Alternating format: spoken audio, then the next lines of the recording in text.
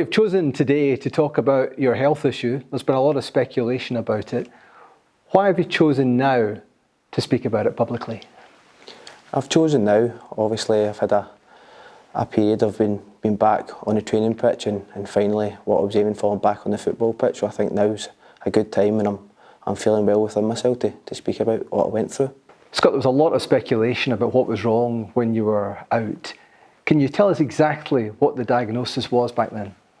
Well, I was diagnosed with a condition called hypertrophic cardiomyopathy, and that's where the walls of the heart chamber become slightly thicker and it makes it hard to pump blood in and out of the heart.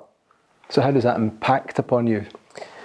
Well, I think relating to the symptoms I'd felt which led me to get these tests, that was why it makes you fatigue, less oxygen throughout your body, the dizzy spells that I was getting, it all kind of integrated with each other. So that for me, when the professor had told me that, I knew that's why I was getting the symptoms, and one of the main ones being fatigue, and I was fatiguing really quick at that moment when I was playing. I really feared I wouldn't play again. The way I had been feeling up until I'd had that test in terms of physically and what I could give on a football pitch at that current time, it was really worrying. You're not yet 30. What's it like, not as a professional footballer, as an athlete, what's it like as a human being to be told that you've got a heart issue?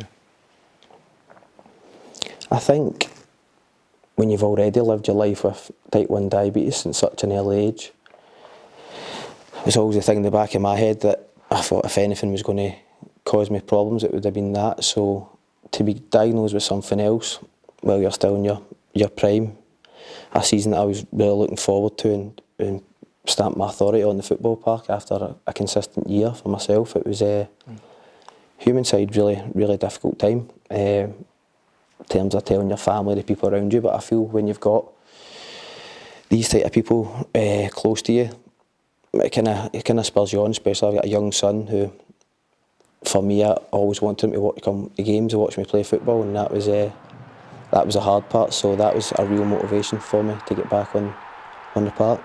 But in terms of human side, having that and diabetes, I knew it was going to be a challenge. Are you back at 100%?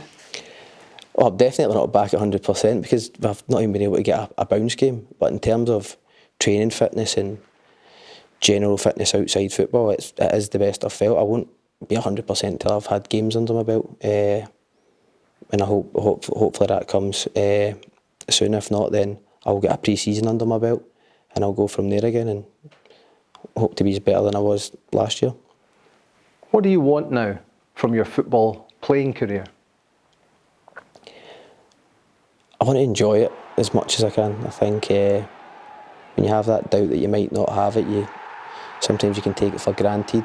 I just want to enjoy every moment of it. Been in training, out there, Easter Road, even just being around your teammates in the change room, wee things that you sometimes can take for granted when it isn't going well for you. But I just want to make the most of it. I know that's quite cliche, but that is as true as it gets for me.